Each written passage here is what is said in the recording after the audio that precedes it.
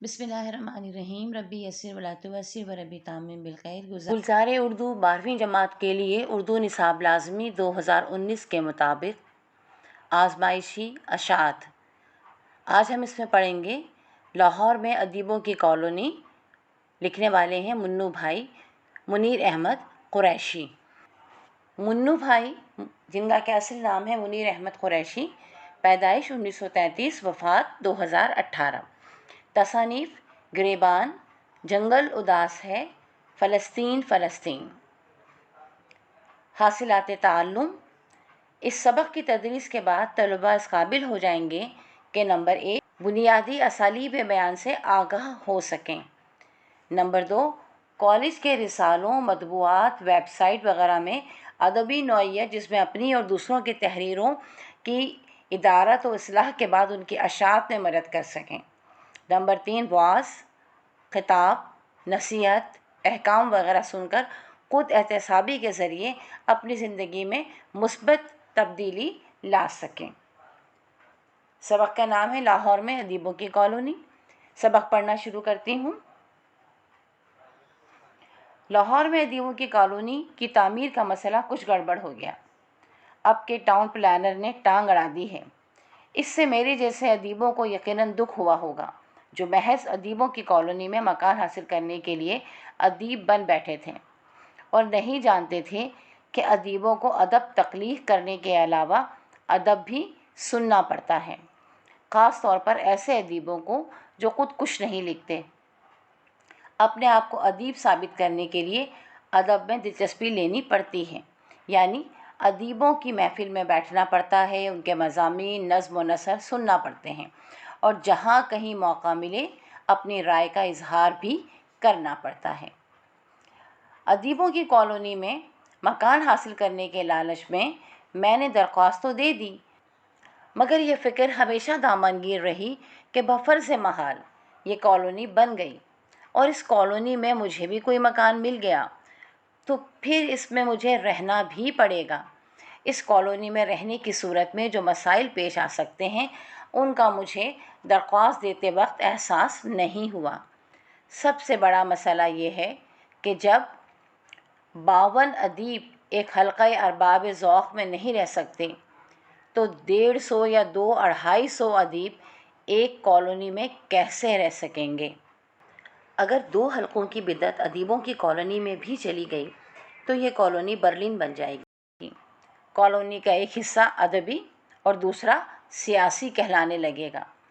एक हिस्से का नाम सुहेलाबाद या इंतज़ार नगर हो सकता है और दूसरा शहजादपुर या लड्डूपुरा कहला सकता है। अब तो दोनों हलके हफ्ते में एक बार हल्का लगाते हैं, चुनांचे हफ्ते के बाकी दिनों एक दूसरे के साथ मिलकर बैठ सकते हैं, लेकिन जहाँ रोज़ के आमने सामने का अंदेशा होगा वहाँ तो कॉलोनी के अदबी ज़ोन और सियासी ज़ोन के दरमियान दीवारें बर्लिन किस्म की कोई दीवार बनानी पड़ेगी। और असल मुश्किल उस वक्त पेश आएगी जब इस कॉलोनी के मेमार शहर के वस्त में अपना मुजस्समा खड़ा करने पर इसरार करेंगे। ख़तरा ये है कि शहर के वस्त में होने की वजह से ये मुजस्समा दीवार में चुन दिया जाएगा।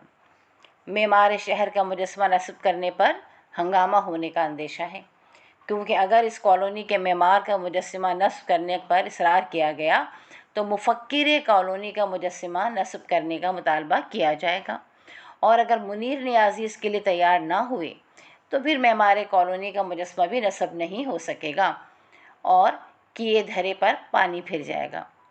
दूसरी बड़ी मुसीबत इस कॉलोनी में ये होगी कि अफसाने शेर सुनाने वालों की बहुतात होगी, मगर सुनने वालों की शदीद क़िल्लत होगी। अगर किसी शायर से रात के 2 बजे शेर हो गया तो वो पूरी गली के अदीबों के दरवाज़े खटखटाता फिरेगा। इस खराबी से बचने के लिए इस कॉलोनी की बल्दिया को कुछ क़वाइद व ज़वाबित वज़ा करने पड़ेंगे। मिसाल के तौर पर ये पाबंदी लगानी पड़ेगी कि शेर सुनाने के लिए सोतों को नहीं जगाया जाएगा। इसका फ़ायदा ये होगा कि ये कॉलोनी शाम के 7 बजे ही खर्राटों की लपेट में आ जाएगी। शायरों को रात के वक्त शेर सुनाने और अफसाना निगारों को शहरियों की नींदें हराम करने से बचाने के लिए रात को गलियों में पहरे का इंतज़ाम करना पड़ेगा। پہرے کا ایک فائدہ یہ بھی ہوگا کہ مسودے چوری نہیں ہوں گے، خیالات کا سرقہ نہیں ہوگا۔ کالونی کی نسل امن عامہ کے مفاد کے تحت کالونی میں نظم و نسق سنانے پر پابندی بھی عائد کر سکتی ہے۔ اس مقصد کے لیے شہر سے باہر کوئی جگہ مخصوص کی جا سکتی ہے۔ غلام عباس کی آنندی کی طرح یہ مخصوص جگہ ایک نئی کالونی میں تبدیل ہو سکتی ہے۔ آنندی میں جب ارباب نشاط کو شہر سے باہر نکالا گیا تھا، ارباب نشاط کے بعد سب سے پہلے پان سگریٹ والا پہنچا تھا۔ ارباب ذوق یا ارباب ادب کو ادیبوں کی کالونی سے باہر نکالا گیا تو نئی جگہ پر سب سے پہلے اسپرو اور کوڈوپائرین بیچنے والا جائے گا، اس کے بعد مرہم پٹی کرنے والا، اس کے بعد اسٹیشنری کا سامان فروخت کرنے والا۔ شہزاد احمد کا کہنا ہے کہ ادیبوں کی کالونی میں عورتوں کی لڑائیاں بڑی دلچسپ ہوں گی۔ ایک عورت دوسری عورت کو طعنہ دے گی، تم مجھ سے کیا بات کرتی ہو؟ تمہارے خاوند نے تو گزشتہ 5 سال سے ایک شعر بھی نہیں لکھا۔ اور دوسری عورت جوابی طعنہ دے گی، تمہارا خاوند تو فلمی شاعر ہے، جذبات کے تحت نہیں طبلے کے ماتحت شعر کہتا ہے۔ ماخوذ از گریبان۔ مشق۔ سوال نمبر 1، درج ذیل سوالات کے جواب دیجیے۔ الف، ادیبوں کی کالونی کس شہر میں تعمیر ہونا تھی؟ ب، کالونی کی تعمیر میں کس نے رکاوٹ ڈالی تھی؟ جیم، جو ادیب نہ ہو انہیں اپنے آپ کو ادیب ثابت کرنے کے لیے کیا جتن کرنا پڑتے ہیں؟ دال، کالونی کے ادبی زون اور سیاسی زون سے کیا مراد ہے؟ معمار شہر اور مفکر کالونی کے مجسموں کو نصب کرنے پر کن کن اندیشوں کا اظہار کیا گیا ہے؟ دال، ادیبوں کی کالونی میں عورتوں کی لڑائیاں کیوں دلچسپ ہوں گی؟ زیال، کالم نگار کے خیال میں ادیبوں کی کالونی میں کون کون سے مسائل پیش آ سکتے ہیں؟ ہے، اس کالونی میں کون سی دوسری بڑی مصیبت کا ذکر کیا گیا ہے؟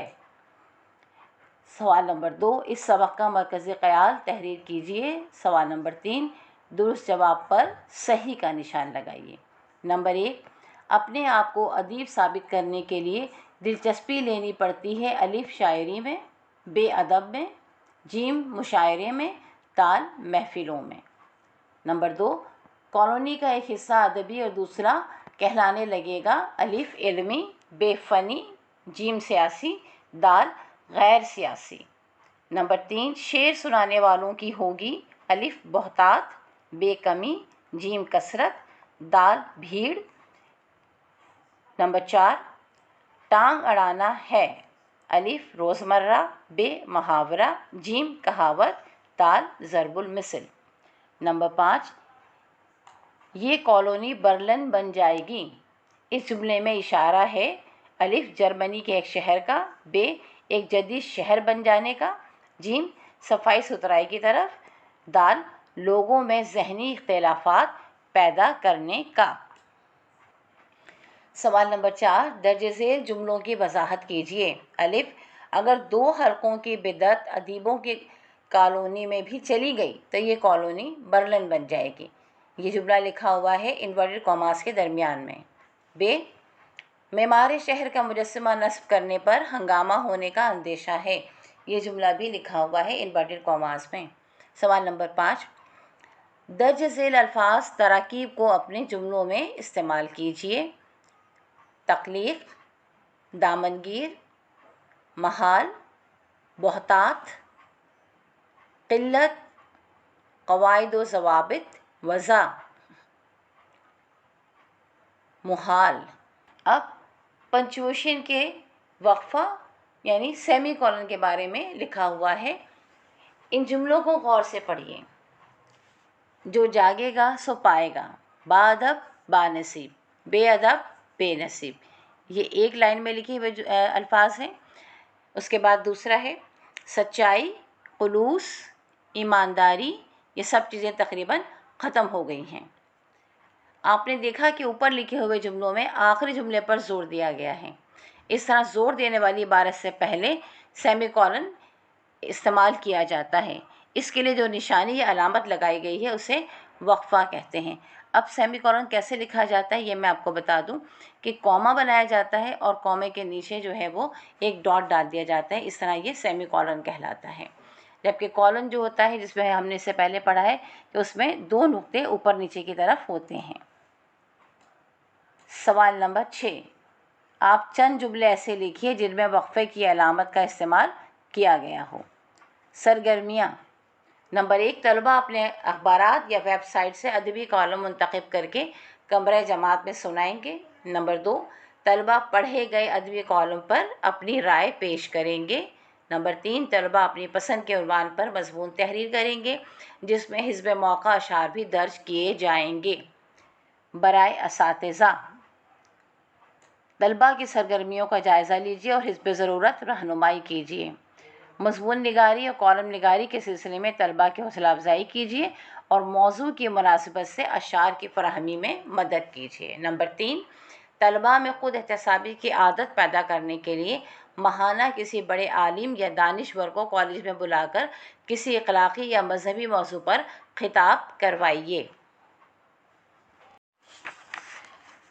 فرہنگ: ٹانگ اڑانا، دوسروں کے معاملے میں دخل دینا۔